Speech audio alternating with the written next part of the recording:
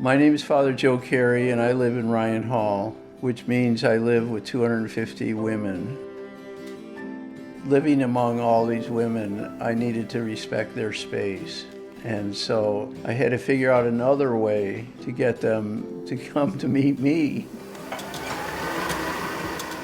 A student came in and asked me if I knew how to bake, and I said no.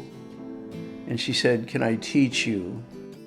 And so that was the birth of what the students call FJs, and that we would bake every Tuesday for the whole year.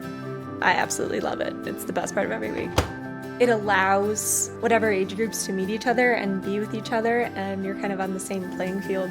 You're not in a class where you're like learning about something. A freshman could be teaching a senior how to bake something, or it could be vice versa. I take away homework and just kind of be here, be in the moment, and just kind of take it as, hey, like this is my time to hang out and take some time for myself and learn about other people's lives. When I started working at Notre Dame, Father Hesberg gave a talk to all of us and said, if you don't know the names and know something about your residents, you're really not doing your job. And it's kind of a reflection also of how Jesus calls us to know the people we serve.